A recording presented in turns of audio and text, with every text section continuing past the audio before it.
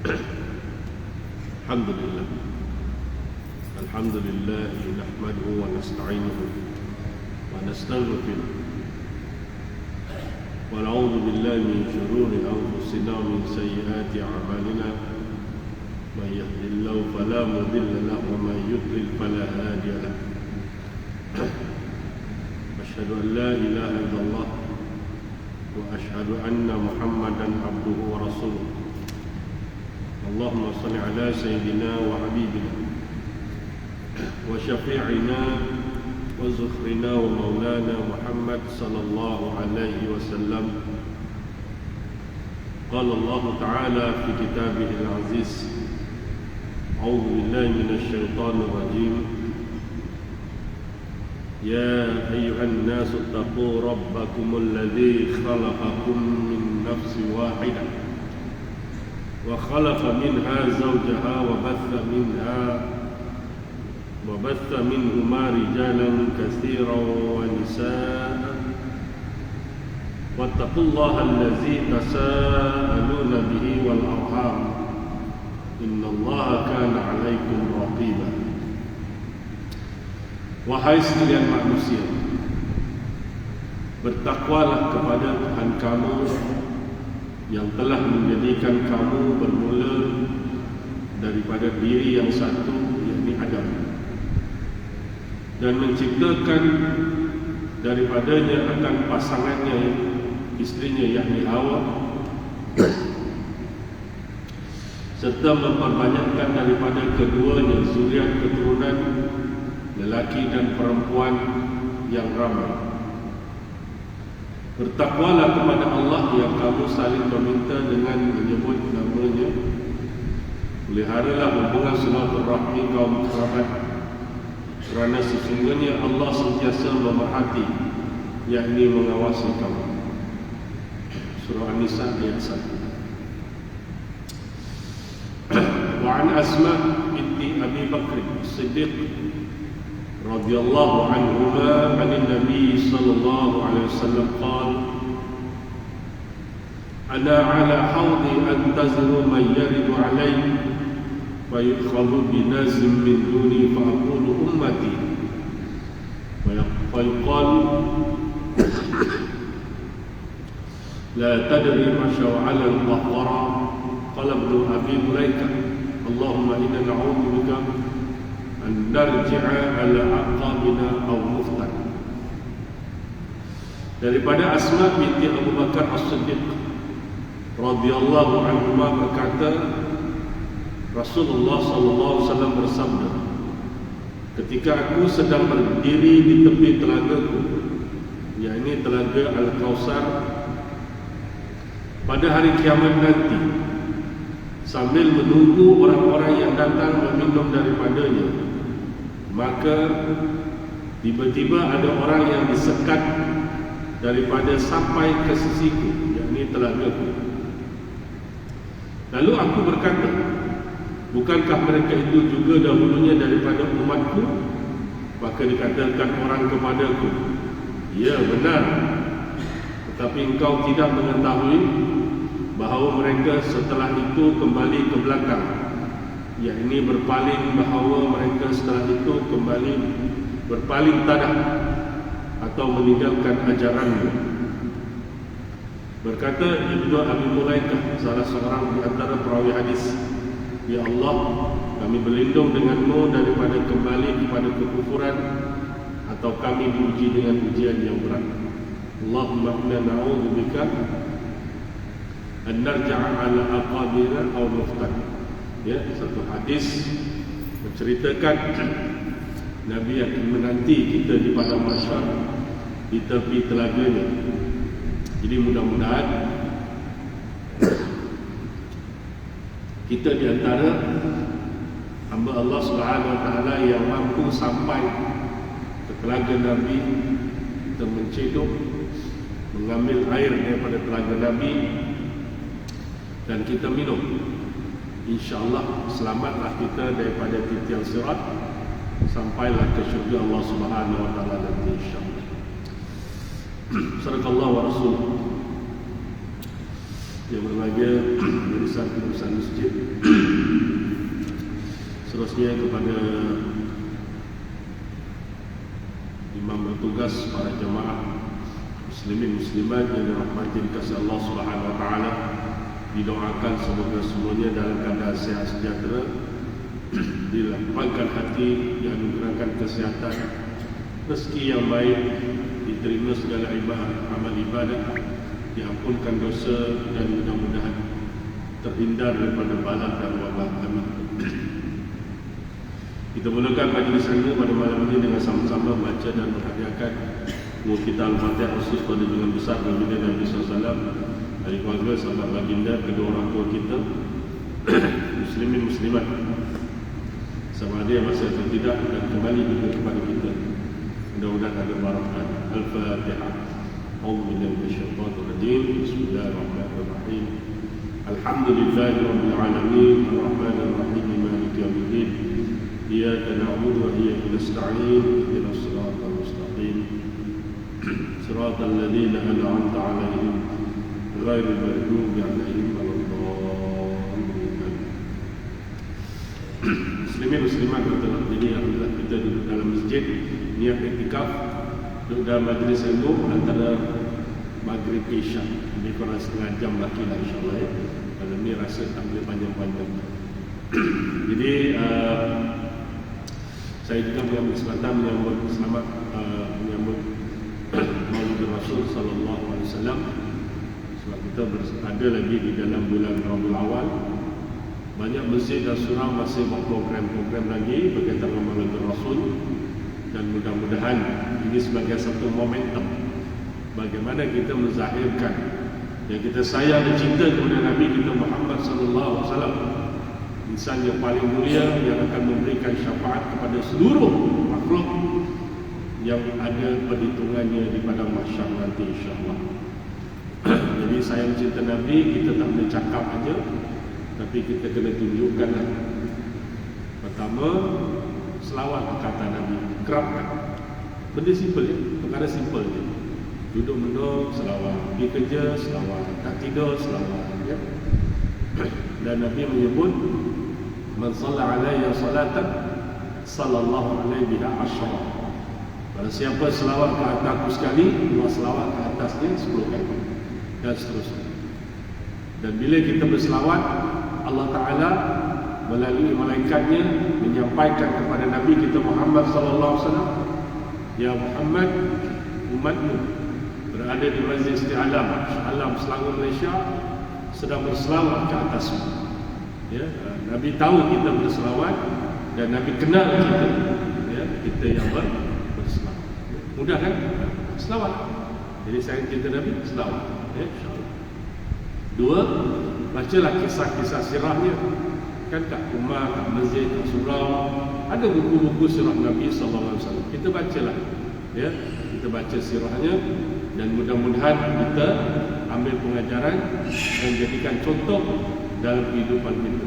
Laqad kana lakum fi Rasulillah uswatun hasanah. Mudah-mudahan kita baca ya. Yang ketiga, amalkan sunnah Nabi, terutamanya sunnah-sunnah yang wajib atau sunnah-sunnah yang muakkad, daripada sekecil-kecil perkara sampai sebesar-besarnya. Macam kita perkara yang besar tu, macam kita berjihad, istiqamah masjid, lima waktu solat, kan, perang, itu sunnah-sunnah yang sangat besar lah ya. Tapi sunnah yang kecil jangan tak dibuat. Cara Nabi berpakaian, Nabi suka berpakaian putih. Kalau pergi perang, kadang-kadang warna hitam, kadang-kadang Nabi berwarna merah. Ya, itu dah Nabi. Ikutlah. Cara Nabi tidur, cara Nabi jalan, cara Nabi senyum, kan. Kita ikutlah sunnah-sunnah Nabi. Benda kecil tapi kita buat. Sunnah lah. Kan? Minimum jumpa orang, Assalamualaikum. Waalaikumsalam. Dah sunnah lah. Cuma Nabi kata kalau Assalamualaikum salam, kau 10 pahala, 10 pahala. Tapi kalau kita Assalamualaikum, Waalaikumsalam warahmatullahi, dia 10, kita 20. Kalau kita Assalamualaikum warahmatullahi, Waalaikumsalam warahmatullahi, dia 20, kita 20. Kan? Assalamualaikum warahmatullahi wabarakatuh, Waalaikumsalam, dia 30, kita 10. Kan? Senang kan? Senang. Perkara yang mudah kita buatlah. Gitu. ya. Daripada sekecil-kecil benda sampai sebesar-besar benda. Buat insya-Allah ya. Cara Nabi makan, apa yang Nabi makan kan. Kalau Nabi makan lebih kenapa? Kalau buah tu yang masyhur dengan apple-nya, limaunya, temikainya, labunya kan. Itu buah-buah anggurnya masyhur, pisangnya masyhur. Ya. Apa lagi yang Nabi makan? Kita tengoklah. Ada satu tempat kuliah tu saya sebut, budak-budak ada kan, saya tanya, Nabi makan burger tak? Benar ada. Ada kan, kejut. Burger tu apa? Roti dan daging. Tak kira lah ayam ataupun kambing ke, unta ke, lembu ke, tapi basic ada roti, ada daging. Dipanggil burger lah kan sekarang. Dulu tak, tapi Nabi makan roti dan Nabi makan daging. Boleh ya. Tapi jangan pula kata ustaz kata Nabi makan burger pula. Bendanya sama, namanya berbeza. Zaman Nabi dipanggil kebab. Bahasanya lah, bahasa orang Arab lah kebab. Kan? Jadi kita ni inovasi kan? Burger macam-macam lah. Itu contoh lah dari segi pemakanan. Kita ikut sunnah Nabi. Nabi tidur ya, jangan lupa tidur dengan wudu, mengiring ke kanan kan. Itu diajar oleh Nabi. 1, 2, 3. Dan yang keempat, sayang cinta Nabi kita Muhammad sallallahu alaihi wasallam, sambung dakwah dia menyampaikan risalah Islam ya, minimum pada diri dan keluarga dan orang kiri kanan kita. Paling senang pakai handphone kan, tuan-tuan ada grup kan dikongsi, satu hari satu ayat, satu hari satu hadis kan. Kita membaca hadis ni bagus ni, boleh dikongsikan ni, macam hadis saya baca tadi kan, pasal telaga kan, kita kongsikan pasal dalam grup, kawan baca kan. Jadi kawan baca, kawan tengok, dia boleh merasakan pentingnya mendapat perlindungan Nabi, dapat minum telaga Kausar kan. Jadi dia bersungguh-sungguh jadi orang baik kan. Itu pun salah satu dakwah yang minim kan, tapi besar.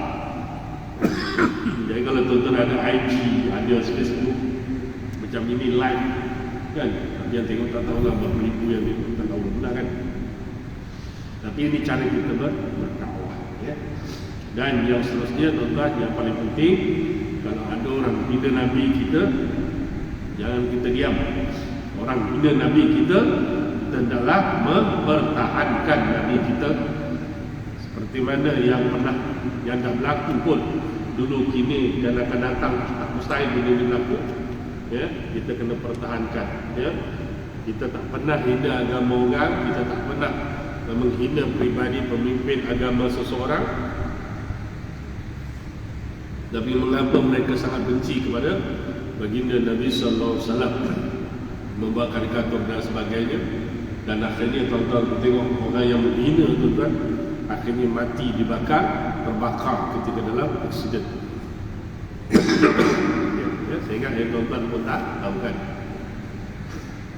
Jadi tak mustahil kan Allah menghantar tenteranya, api je tuan-tuan, api dibakar. Tu ya. Presiden Pakistan bercakap di PBB dengan nada yang lembut tapi tegas bagaimana mempertahankan baginda Nabi sallallahu alaihi wasallam. Dan yang keenam terakhir, ada modal, pergilah haji, pergilah umrah, ziarah baginda Nabi sallallahu alaihi wasallam. Man zara qabri wajabat lahu syafaati. Katanya disebut, siapa yang menziarahi kuburku, maka baginya wajib adalah syafaatku. Okay? Yang dah pergi alhamdulillah, yang belum pergi kumpul-kumpul dana sikit untuk pergi insya-Allah. Itu sedikitlah cetusan berkaitan dengan sirah Nabi sallallahu alaihi wasallam. Sama juga yang kita bincangkan, walaupun dalam film menggunakan cerita nikah kahwin ini adalah salah satu syariat bagaimana kita menyampaikan dakwah Nabi sallallahu alaihi wasallam dalam bab keagamaan yang penuh dengan hukum hakam yang perlu dijaga. Sebab Islam sempurna, dalam keluarga pun disusun ya, bagaimana nak membina keluarga yang bahagia. So, target kita nak bawa anak, isteri, cucu, cicit kita bertemu semula di syurga Allah Subhanahu wa taala. Itu target kita. Ya, kita sebagai seorang Muslim wajib yakin hidup dunia ini memang sementara saja, tetapi yang lebih kekal abadi adalah di syurga nanti. Ya, itu keyakinan kita. Yang dikatakan lelaki seumur 33 tahun, yang seperempuan pula berumur lebih kurang 17-18 tahun, dia sentiasa cantik, bertambah cantik setiap hari, hidup di syurga kekal selama-lamanya. Mungkin ada di antara kita yang umur 20 tahun nak meninggal, 25, 30, 40, 50, 70 kan yang meninggal. Bahkan yang meninggal dah lama pun tu kita, moyang kita berapa lama dah meninggal lah, lama dah. Silap tak kena gaya, umur mereka lebih lama meninggal daripada umur mereka hidup. Kan? Contoh macam Nabi kita sendiri, Nabi umurnya lebih kurang 63 tahun, tapi meninggalkan kita dah lebih 1400 tahun. Kan? Lama dah tuan-tuan. Maknanya meninggalnya Nabi lebih lama daripada Nabi hidup. Tapi besok kita di syurga mudah-mudahan hidup selama-lamanya, tak ada istilah nampak tukar macam dia isyak berhenti. Hidup selama-lamanya tuan-tuan, tak ada tua, tak ada penat, tak ada sakit, tak ada apa lagi tuan-tuan. Dah tak ada dah. Ibadah pun dah tak ada dah. Tak ada dah tuan-tuan. Hidup senang saja. Kalau tuan-tuan hidup kat dunia suka mancing, kat sana mancing lah. Tuan-tuan suka shopping lah. Suka lepak lah dekat sana. Sentiasa 24 jam. Ya? Bahkan yang paling indah, kita jumpa tok nenek kita yang mungkin dah meninggal lebih awal, tapi kita tak jumpa sekarang dunia dah. Ya? Macam datuk saya meninggal masa saya SPM, tahun SPM 1994. Sekarang dah 2022, maknanya dah berapa tahun dah? 2004, 2014, dah 20 tahun. Lebih kurang dah 28 tahun dah. Ya, awak atau saya meninggal. Saya ingat lah sebab masa tu saya tengah tali pun meninggal. Malam 17 Ramadan, bulan puasa. Masa tu balik, dah dua asrama, balik cuti nuzul Quran, malam Jumaat meninggal. Ingat lagi dah 28 tahun. Ya, tapi insya-Allah kita akan jumpa lagi. Sama-samalah kita tuan-tuan insya-Allah. Jadi usahakanlah supaya tuan-tuan jadi suami yang baik, ya, macam Nabi kita Muhammad SAW. Ibu-ibu jadi isteri yang baik, macam isteri-isteri Nabi, ya, macam bonda Nabi, ya, mudah-mudahan begitu. Dan anak-anak kita juga yang terbaik insya-Allah. Barulah tempatnya nanti di dalam syurga insya-Allah.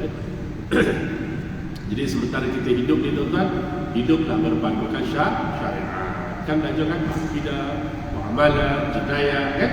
Dan juga hari ini kita mengaji bab mulakan. Walaupun baru berapa page, tapi tetap kita kena baca, ya.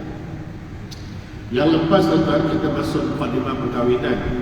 Ya, mukadimah perkahwinan bagi diplom. Ini kuliah ni kan diplom baik tekak, lambat habis penting. Terima kasih. Jadi kita dah ceritakan yang lepas bagaimana Islam mengambil berat tentang pemilihan jodoh, ya. Yang pertama, Islam mengajar pilih yang dua-dua sifatnya ada. Kalau sifat yang ada dua-dua antara lelaki perempuan yang ada agama, akhlaknya bagus. Itu saya dah baca dah di lepas. Agamanya bagus, akhlaknya bagus, rumah tangganya bagus. Jangan macam itu. Ya. Tapi kalau pilih lawa je tuan-tuan, besok dah kahwin 30 tahun, muka bini pun dah macam langsui, kita dah mula lah. Kau ni dengan langsui dah sama dah, aku tengok kau, abang kau tu, kau handsome sangat. Dengan Dracula pun dah lebih kuat, gigi pun dah terkeluar-keluar. Gaduh sudah ni kan. Kerana apa tuan-tuan?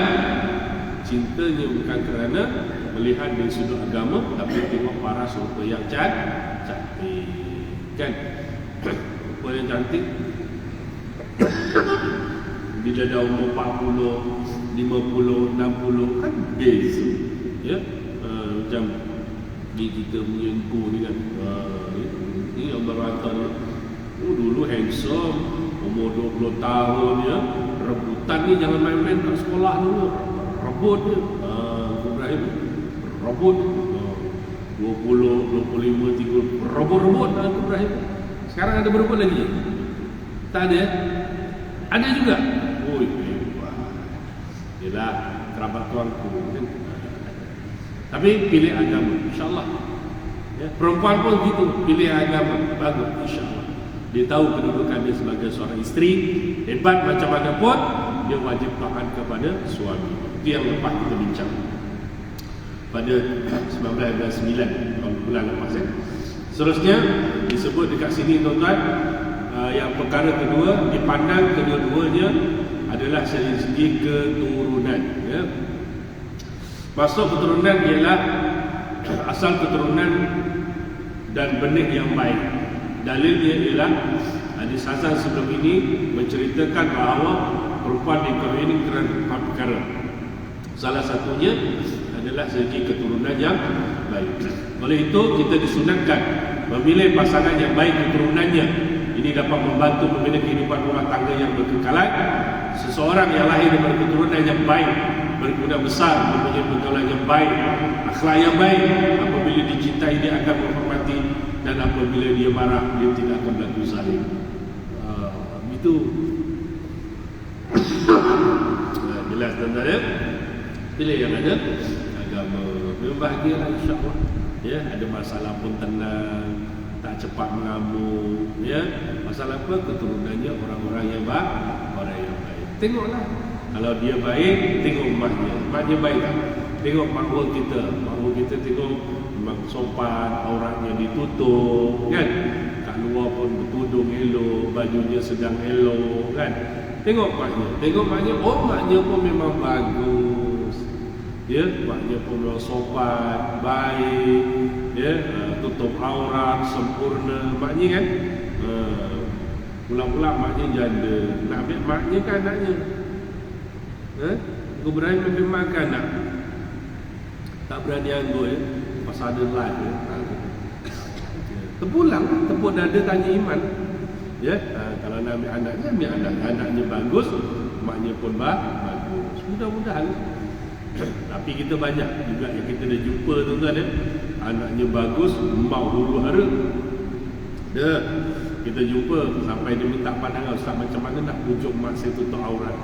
Macam mana nak pujuk mak saya suruh sembahyang? Laku, anaknya bagus, dia mengaji, belajar, faham.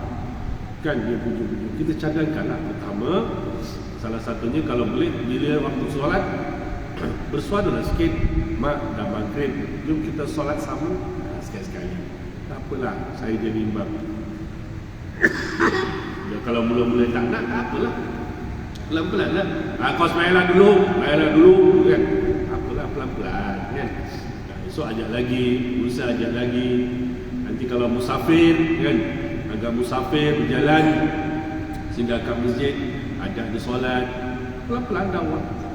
Kan? Kalau jadi maknya togel-togel rambutnya dan sebagainya, belikan tudung. Apakah kaya untuk aurat? Tegur kan, mudah-mudahan ya. Tapi sekarang masalahnya banyak juga, emaknya bagus, nenek bagus, anak dulu stres kan? Pakai baju ketat, lekat, sandan, tali pusat pusatnya pun kelihatan. Allah, bila maknya tegur, sibuk lama ni fashion terbaru, mak kolot, dah semua kolot. Mak stres apa bila tu anak-anak macam tu. Sebab tu ibu-ibu kena pastikan anak-anak tu diajar daripada kecil dengan menutup aurat dan sebagainya. Dan diajarkan pakai bikini, campur-campur main dekat apa wet bola benda semua. Diajar ya. Diajar bercampur, mandi dengan campur jantan, campur betina, pakai baju macam itu, yang budak lelaki jadi spenderkan aja. Apa benda ni? Dia ajar anak dia macam itu, tak kena kan? Boleh mana kau nak pakaikan pakaian yang muslimah kan? Budak lelaki, anak kita lelaki, pakaikan pakaian yang benar menutup aurat dia ajarlah. Ya. Ini kadang-kadang kita biarkan, jadi payah. Ya. Kalau macam ada satu kidul itu, kita bagi saranan pandangan, dia sembahyang, dia sajalah sembahyang kat ruang tamu. Mak ni bunyi, stres budak ni. Kau ni nak sembahyang, kadang bila tak boleh, dusahkan tu. Sedih kalau macam ni kan, stres budak ni. Ya, anaknya bagus, maknya kurang bagus. Tapi kalau kita tak suka dengan anaknya, tak apalah. Kita ambil peluang untuk dakwah ibu dan keluarga insya-Allah. Ya.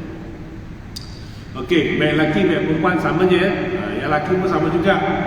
Kalau yang lelaki, ibu-ibu, bapak-bapak nak dapat menantu, paling senang cari yang dalam masjid ni. Yang dalam masjid ni insya-Allah memang soleh-soleh semua. Ya, bila bujang ni layak sangat ni. Ya, yang pakai kopiah ni tak berapa berani. Yang ini. Ini memang paling bagus. Menjaga solat. Ingat senang ke kalau dengar azan nak pergi masjid tuan-tuan? Belum. Ini kaitan dengan hidayah. Kan? Kaitan dengan hidayah. Berapa ramai kawan-kawan kita yang dengar azan, tak tahu je. Kan? Patutnya kalau kita dah agak, kalau sampai rumah tu lewat, singgahlah solat dulu. Kan? Cara ramai jemaah tadi kan. Maknanya tak apalah, seumpamanya dia berhenti, dia sembahyang, dan dia teruskan perjalanan. Okey lah tu, tak ada masalah. Ya, sebab tu bukan senang nak pergi ke masjid solat. Ya.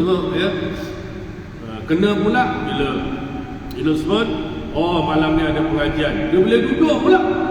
Bukan senang kan, duduk majlis ilmu ni nak duduk sampai setengah jam. Jangan. Ya tuan-tuan, jangan. Jadi dia boleh duduk. Ini adalah simptom-simptom ciri-ciri lelaki yang baik. Tapi yang dicari yang kat luar tu, yang 24 jam berpoya-poya, naik motor 1-2 pagi, racing lagi, ya, masih minum arak lagi, yang budak-budak remaja kita. Itu yang dijadikan lelaki pada anak kita. Buruan nanti. Bohong cakap saya, buka handphone sekarang, type kat YouTube. Macam mana anak-anak Melayu kita minum arak. Sedih tu tak? Itu yang nak dijadikan menantu. Bila kahwin, yang kita dah jumpa kes kat jabatan, sampai bapaknya stres. Saya tak tahu saya dah cerita dengan tuan-tuan tidak. Sampai dia betul-betul marah tu tak? Saya menyesal kawinkan anak saya dengan lelaki ni. Dengan menantu, menyesal. Menantu kita, kau tahu menyesal kan kau kawinkan juga? Bengong budak lelaki. Kan? Saya harap boleh bimbing anak saya. Kan? Saya buatkan rumah dekat dengan masjid. Sebenarnya tak nak pergi masjid, sembahyang pun tak nak, menyesal pun. Betul berlaku. Macam mana? Sedih kan? Jadi pilihlah. Kalau lelaki ni teorinya, kalau nak pilih ni basic 3 je. Ya, satu, tengok dia punya solat. Satu ya. Yang kedua, tengok dia dengan mak bapak dia. Okey tak okey, risik-risik sikit. Dan yang ketiga, tengok kerja dia. Ya, kerja. Tak kira kerja apa, asalkan baik dan halal dan istiqamah. Itu yang paling penting. Ya, boleh dia jadi suami pada anak-anak kita insya-Allah ya. Kalau tak nanti yang dapat pemalas kerja, bila dah kahwin dekat rumah 24 jam, sampai peringkat pernah mengadulah ada seorang ayat kan, saya ni sebesar lah Ustaz, macam mana nak cakap dengan menantu saya, dah kahwin dengan anak saya, bukannya nak cari rumah lain. Bukan saya halau dia Ustaz, tapi patutnya belajar-belajar lah cari rumah lain. Duduk ini, jangan kata cari rumah lain, kerja pun tidak, dekat rumah lagi. Dan kerja anaknya, stres anak saya Ustaz. Mengadu bapaknya, macam mana? Lakinya, menantunya pemalas tahap jebol lagi rajin daripada dia selagi. Tangguh sangat tuan-tuan. Tak ada duit, minta duit bini. Ini perkara yang menyedihkan lah tuan-tuan. Ya? Jadi 3 perkara ini insya-Allah menjadi asbab untuk rumah tangga anak-anak kita, termasuklah rumah tangga kita dalam keadaan yang baik insya-Allah. Ya? 10 minit lagi insya-Allah ya. Okey, seterusnya yang ketiga, Pilih menantu, pilih jodoh ni dalam kitab menyebut tidak berkahwin dengan saudara terdekat. Ya, bukannya haram total, dah. Kalau boleh cari yang jauh sikit. Imam Syafi'i menjelaskan seseorang lelaki tidak digalakkan berkahwin dengan saudara yang terdekat. Kalau saudara terdekat ni tak gagas sebentar. Saudara terdekat yang boleh kita kahwin saudara sepupu lah kan. Sepupu lah. Sepupu adik ipar kakak kita ke, adik ipar abang kita ke, itu saudara dekat jugalah. Ya. Tapi kalau yang terdekat yang boleh kahwin memanglah melibatkan sepupu. Imam Az-Zanjani menjelaskan perkara ini dengan katanya, antara tujuan perkahwinan ialah menghubungkan ikatan persaudaraan untuk saling tolong-menolong di antara satu sama lain. Perkara ini berlaku di kalangan keluarga terdekat tanpa perlu pada ikatan perkahwinan. Dah pamannya, bibitnya, dia dah biasalah kan. Mat, besok sore kena kendi mat. Orang ngendi lah mat. Aku rewang aku ada kerja sini nak buat rewang. Keneng, pokok pira mat. Ya. Paman kan. Jauh lah. Ya. Mat, besok aku patang mana? Tak ada mana cik. Bahasa Melayu lah. Tolong pakcik besok. Boleh. Salah apa? Pakciknya, bapa saudara. Biasalah masuk begitu kan. Jadi kalau saya kata dah begitu, kalau kita kahwin tu macam setakat tu je. Tapi kalau kita kahwin orang lain, dia punya medan kehidupan ini lebih luas. Telah diriwayatkan, janganlah kamu berkahwin kerabat terdekat kerana anak-anak akan menjadi lemah.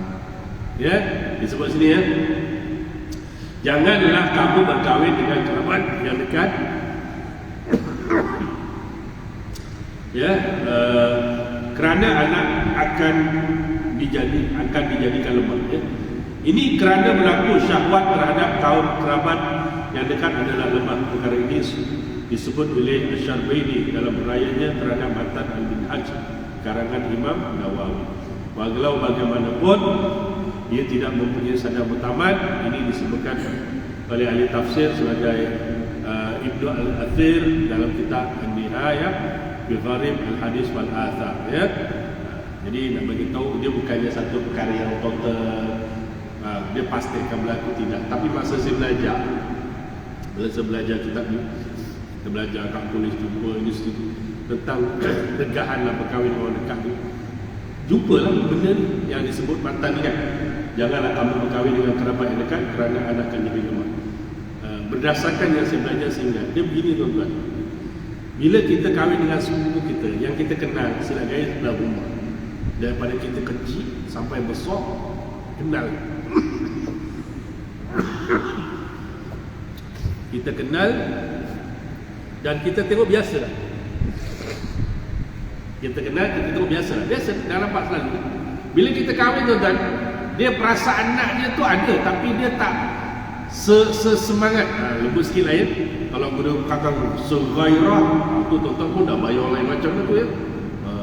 Dia tak sesemangat dengan orang yang betul-betul yang kita tak pernah jumpa, tak pernah hidup sama, alih-alih hidup dalam hidup kita kan. Lagi-lagi memang kita suka kan, belajar daripada tahun 1 universiti sampai tahun 4, habis belajar kahwin, dia semangat dia lain kan. Semangat.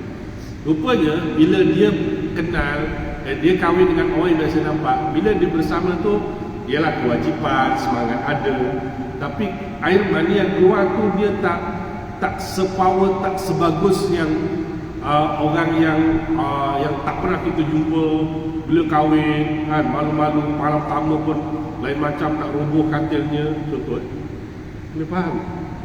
Tak faham sudah lah, bayangkan dia lah. Dia lain. Bila bersama tu dia punya kualiti air maninya itu keluar yang macam level biasa je. Kan? Level biasa. Tapi kalau misalnya dia kahwin dengan orang yang kata tadilah, dia suka, dia kan industri baru jumpa, orang dengan tutup auratnya, dengan manis dia. Kalau kita sehari 3 hari 4 hari tak nampak, dia macam orang gila. Kan? Kalau orang dulu kata tak nampak orangnya, nampak bumbungnya pun jadi, gitu kan? Jadi bila dia kahwin, dia semangat dia lain macam tuan-tuan. Dia semangat dia lain macam, dia akan mengeluarkan benih yang terbaik. Bila terbaik itu kan, insya-Allah anaknya cergas, anaknya kuat, hebat. Ya, sebab tu ni bukanlah kata semestinya. Tapi kalau tuan-tuan tengok macam mana orang yang berkahwin campur, kahwin campur kan? Kahwin campur ni maknanya Melayu dengan bangsa lain lah. Kalau sekarang Melayu, Jawa, Banjar itu lah serumpun. Kan? Macam tuan-tuan kan, kahwin dengan bangsa lain, kahwin dengan Rusia ke, Korea ke, kan? Yang geng-geng Hindustan ke, kan? Kan? Dia biasanya anaknya bijak-bijak sikit. Ya? Gitu ya? Okay. Tapi janganlah tanya, Ustaz, saya dah kahwin sebelah rumah aja, Ustaz, sebelah rumah lah. So macam mana Ustaz? Nak macam mana lagi? Terima je lah jodoh tu. Nak adjust lagi macam mana? Nak adjust tak boleh adjust dah. Tambah boleh lah. Kan? Engkau Ibrahim dah kahwin tu, jagalah yang ada. Nak fikir macam mana lagi? Kalau nak adjust tak boleh adjust lagi dah. Tambah okey. Cuma Engkau Ibrahim kahwin dengan perempuan daripada tu, daripada mana? Jordan ke, ya? Jordan ya. Orang tu pun orang Iran, Parsi, ya. Orang Iran Parsi, woi, semangat dia macam tu Ibrahim ya. Gitu. Ini pertama isteri Jawa, yang kedua pun Jawa juga. Allah. Yang ketiga Jawa lagi. Allah. Habis anaknya Jawa semua. Pertama isterinya Markona, yang kedua Supina, yang ketiga Mariama. Awak tak? Semuanya bunyi Jawa sebenarnya. Tapi kalau yang pertama orang Jawa tak apa, yang kedua Maduri, nama boleh macam sikit ya. Jadi lain sikit lah. Walau bagaimanapun perkahwinan seumpama ini tidaklah dicela kerana Nabi sallallahu alaihi wasallam telah mengawinkan Fatimah dengan Ali bin Abu Talib radhiyallahu anhu.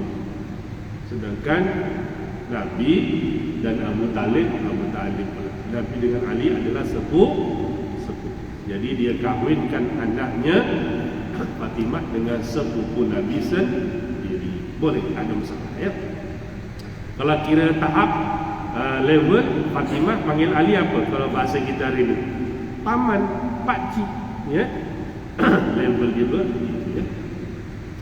Nabi SAW melakukan untuk menerangkan bahawa hukumnya adalah harus, atau Nabi SAW melakukannya kerana hubungan kedua-duanya tidaklah terlalu rapat, kerana Fatimah adalah anak kepada sepupu Ali, iaitu Nabi kita Muhammad SAW.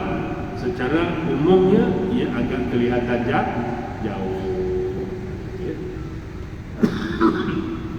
Baik, satu lagi tuan-tuan, sebelum kita berehat, tangguhkan yang perkara keempat Islam pandang, iaitu sekufu. Yang dimaksudkan dengan sekufu ialah persamaan di antara calon suami dan calon isteri daripada beberapa sudut. Saya ringkas ya. Yang pertama dari segi agama. Afaman kana mu'minan kaman kana fasiqa la yastawun. Adakah orang yang sama beriman sama dengan orang yang fasik? Mereka tidaklah sama ya. Jadi mudah cakap, kalau lelakinya orang yang soleh, carikanlah isteri yang soleh. Ya, jangan lelakinya soleh, bini pelesin. Jangan istrinya solehah, suaminya pelesin. Teruk, kan? Jadi biarlah level sama insya-Allah ya. Yang kedua, pekerjaan. Lelaki yang mempunyai kerja yang rendah seperti tukang sapu, tukang bekam, pengembala kambing, tentulah tidak setaraf dengan anak seorang yang mempunyai kedudukan yang tinggi, tokoh korporat dan sebagainya. Ya, ini pun diambil kira walaupun tak wajib ya. Dan yang ketiga, tidak mempunyai kecacatan yang boleh menyebabkan berlakunya fasad dalam perkahwinan.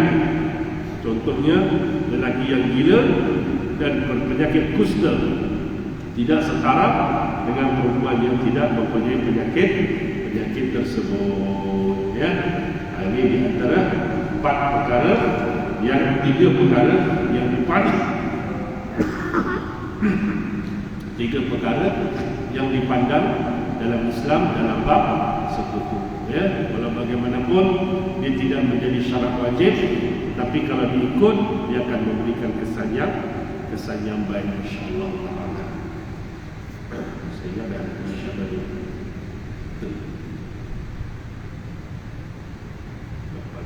Oh, insya-Allah. Terima kasih.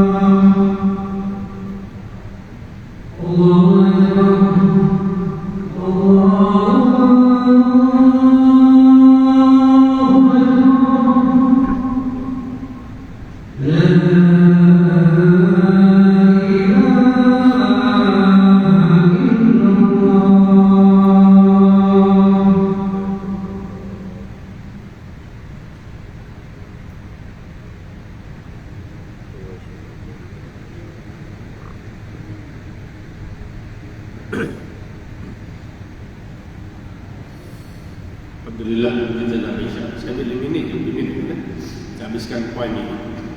Seterusnya disebut di sini memilih yang masih perawan ataupun masih anak dara.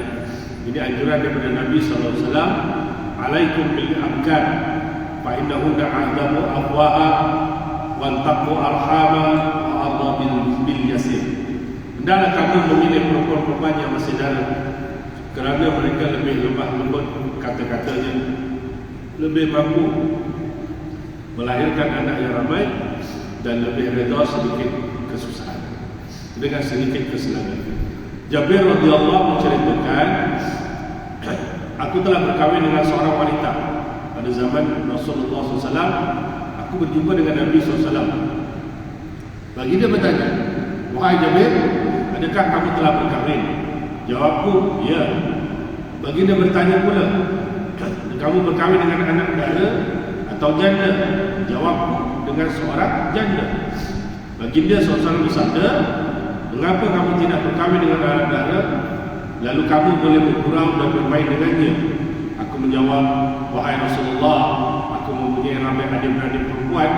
Aku takut dia akan merosakkan hubungan di antara aku dengan mereka. Sesungguhnya perempuan itu dikahwini kerana agama, harta dan kecantikan. Oleh itu, pilihlah kerana agama, semoga kamu beruntung. Dan yang terakhir, pilih pasangan, kita pilihlah perempuan yang subur. Kesuburan seorang wanita boleh diketahui dengan melihat kepada keluarganya, seperti adik-adik perempuan, ibu saudaranya dan sebagainya. Lelaki berpotensi mempunyai ramai anak juga dapat dilihat dengan melihat pada keluarganya. Sama je, lakinya tengok adik-beradik berapa orang, 8, betul. Daripada isteri berapa orang, perempuan 10, keluarga besar, insyaAllah ya. Dalam hal ini Nabi sangat mengambil berat supaya keturunannya akan lebih ramai, dan Nabi sukakan hal ini. Kata Nabi SAW, tazawwaju dal walud, tazawwaju dal walud dal walud walud fa inni mukasirun bikum umam yaumil qiyamah. Kawinilah perempuan yang subur dan penyayang, kerana sesungguhnya aku akan berbangga kepada umat-umat yang lain dengan bilangan kamu yang ramai. Okey tuan-tuan, cukup untuk malam ni. Kira dapat 4 muka surat laju lah ni, alhamdulillah. InsyaAllah kita akan sambung lagi kuliah pada bulan depan berkaitan dengan melihat bakal isteri. Boleh tak kita melihat? Kalau boleh, macam mana caranya? Mana yang boleh, mana yang tak boleh, insyaAllah. So, terima kasih atas kelapangan masa yang tuan-tuan berikan untuk pengisian dan program-program di Masjid Surau. Mudah-mudahan inilah cara bagaimana kita menunjukkan yang kita sayang cinta kepada agama kita, sayang cinta pada Nabi kita, dan kita berharap kita boleh bertemu dengan keluarga kita tatkala kita bertemu dengan Allah SWT di syurga dengan secara bersama-sama, insyaAllah. Terima kasih. Mohon maaf salah silap. Aku lupa lihat. Astagfirullahaladzim. Assalamualaikum warahmatullahi wabarakatuh.